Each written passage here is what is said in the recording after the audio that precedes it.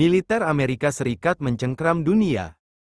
Tak ada negara dengan personel dan pangkalan militer terbanyak dan tersebar di seluruh penjuru dunia, selain Amerika Serikat, mereka bahkan memiliki belasan kapal induk yang bisa bermarkas di perairan mana saja. Sadar atau tidak, Indonesia dikepung oleh setidaknya 13 pangkalan militer milik Amerika Serikat, AS, menurut pengamat pertahanan Koni Rahakundini Bakri, Indonesia sudah terkurung oleh pangkalan-pangkalan Amerika yang berada di Pulau Christmas, Pulau Cocos, Darwin, Guam, Filipina, Malaysia, Singapura, Vietnam, Kepulauan Andaman, dan Nicobar. Selain Indonesia, ada Iran yang nasibnya sama dikepung pangkalan militer AS. Iran tercatat dikepung 11 pangkalan militer milik AS. Bukan rahasia jika negeri Paman Sam punya banyak pangkalan militer yang tersebar di penjuru dunia. Di luar komando militer internal dalam negeri, ternyata AS memiliki struktur komando luar negeri yang mengendalikan pasukan yang ditempatkan di pangkalan-pangkalan militer mereka di luar negeri. Komando ini terdiri dari beberapa angkatan, seperti Angkatan Laut, Angkatan Udara, Angkatan Darat dan Marinir. 800 pangkalan di berbagai negara. Menurut C. Johnson, dari Komisi NATO dan Jaringan Internasional untuk Abolisi dan Pangkalan Militer Asing, Amerika Serikat mengendalikan 700 hingga 800 pangkalan militer di seluruh dunia yang tersebar di 63 negara. Pasca peristiwa penyerangan Menara Kembar WTC pada tanggal 11 September tahun 2001, sebanyak 7 pangkalan militer baru dibangun. Sebanyak 255.065 personel militer juga disiagakan di luar negeri. Jumlah personel di luar negeri tak sama setiap tahunnya. Tergantung kebijakan pemerintah Amerika Serikat, menurut Departemen Pertahanan Amerika Serikat, terdapat 172.966 personel militer yang ditempatkan di luar negeri. Amerika Serikat memiliki 730 instalasi militer di 50 negara. Instalasi ini bisa berupa gedung, pangkalan udara, pelabuhan, pusat senjata jarak jauh, mes prajurit, kamp pelatihan militer, dan lainnya. Titip senjata di negeri orang. Setelah Perang Dunia II, AS memang tampil menjadi negara adidaya. Bentuk pengaruh mereka di penjuru dunia tak hanya terlihat dari hegemoni ekonomi, tapi juga militer. Biasanya, pangkalan-pangkalan militer AS dibangun di wilayah negara sahabat. Tak satu pun pangkalan dibangun di negara komunis maupun negara eks-blok timur. Kalaupun ada, pangkalan militer itu biasanya sudah dibangun ketika Perang Dingin.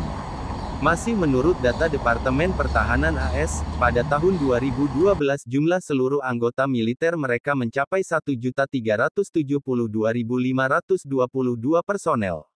Lebih dari 1 juta personel itu ditempatkan di wilayah AS dan negara protektoratnya seperti Guam dan Puerto Rico. Tepatnya, terdapat 1.199.556 personel militer. Angka itu masih ditambah hampir 1.000 personel di sekitar Teluk Guantanamo. Di 5 benua, AS menitipkan persenjataan dan juga 172.966 personelnya. Pangkalan dekat daratan AS. Di dekat wilayah daratan AS, seperti Kanada, Honduras dan Greenland, mereka menitipkan 672 personel militer. Pasukan-pasukan yang ada dalam instalasi di sekitar negara itu berada dalam Komando USNORTHCOM. Pangkalan di Eropa. Di Eropa, militer AS ditempatkan di Jerman, Italia, Inggris, Spanyol, Turki, Belgia, Portugis, Belanda, Yunani dan Norwegia. Pada tahun 2012, jumlah personel militer AS mencapai lebih dari 71.000 personel. Pasukan di Eropa dan persenjataannya ini berada di bawah komando USEUCOM. 3 tahun kemudian, jumlah personel menurun menjadi 60.000. Personel militer itu dikurangi karena adanya rencana menutup 15 pangkalan militer di Eropa. Sejarah keberadaan pangkalan militer AS di Eropa, tak jauh dari Perang Dingin sebelum runtuhnya tembok Berlin. Pangkalan di Timur Tengah dan Afrika. Di Timur Tengah dan Afrika, Amerika memiliki pangkalan di Kuwait, Bahrain, Qatar, Mesir, Arab Saudi, Uni Emirat Arab, Djibouti, dan Yordania. Dengan jumlah personel militer kira-kira 19.000 orang, Timur Tengah, dan sebagian Afrika itu di bawah komando USCENTCOM. Pangkalan di Asia Pasifik. Sementara di Asia Pasifik, di wilayah yang berada di bawah komando USPACOM, AS menempatkan personel terbanyak di Afghanistan, yakni sekitar 63.000 orang. Setidaknya hingga 2012, Afghanistan tetap dianggap zona perang, meski kelompok Taliban sudah lama dihancurkan. Lalu disusul pangkalan militer AS di Okinawa, Jepang. Menurut Departemen Pertahanan, terdapat lebih dari 52 personel militer AS di Jepang. Setelah Jepang dikalahkan sekutu dalam Perang Pasifik, Jepang menjadi pangkalan penting AS.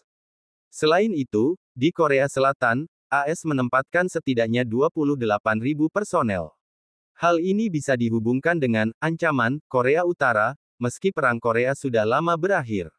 Selain Jepang dan Korea Selatan, pangkalan lain adalah Australia, Singapura, Filipina, dan juga Thailand. Personel di masing-masing negara itu hanya seratusan. Pangkalan terapung. Selain pangkalan statis di negara-negara sahabat, AS juga mengerahkan pangkalan bergerak dalam sebuah kapal induk. Tak hanya personel dan senjata berat yang bisa diangkut atau berpangkalan di atasnya, tapi juga pesawat-pesawat tempur jet ringan. Sejak Perang Dunia II, AS sudah memiliki kapal induk. Saat ini, menurut situs gonavi.jp, Angkatan Laut AS setidaknya memiliki 10 kapal induk yang beroperasi. Kapal-kapal ini tidak sekadar menjaga wilayah perairan mereka sendiri, melainkan semua perairan dunia demi kepentingan Gedung Putih. Kapal induk yang berada dalam wewenang Angkatan Laut AS antara lain USS Harry S. Truman, USS Nimitz, USS Dwight Eisenhower, USS George H.W. Bush, USS John Stennis, USS Calvinson, USS Ronald Reagan, USS Abraham Lincoln, USS Theodore Roosevelt, USS George Washington, juga USS Gerald Ford. Setiap kapal induk biasanya dikawal beberapa kapal perang bersenjata berat, seperti jenis fregat, kapal perusak, kruiser penjelajah, dan juga kapal selam. Setiap kapal induk setidaknya bisa menampung satu skuadron pesawat tempur yang terdiri dari 12 hingga 24 pesawat. Anggaran militer. Anggaran militer AS terus membengkak tiap tahun karena keterlibatan AS dalam berbagai perang ataupun mengimbangi kekuatan baru yakni China di Indo-Pasifik. Anggaran militer sebesar 886 miliar dolar atau setara dengan 13 rupiah, 715,28 triliun akan digunakan untuk sejumlah kepentingan termasuk kenaikan gaji anggota militer, pembelian armada perang mulai dari kapal hingga pesawat, dukungan kebijakan untuk mitra strategis. Anggaran juga digunakan untuk modernisasi program nuklir serta pengembangan teknologi militer. Termasuk dalam anggaran tersebut adalah bantuan sebesar 30 juta dolar kepada Ukraina di bawah program Ukraine Security Assistance Initiative. Program tersebut akan berakhir pada tanggal 30 September tahun 2024. Anggaran militer Amerika Serikat adalah yang terbesar di dunia.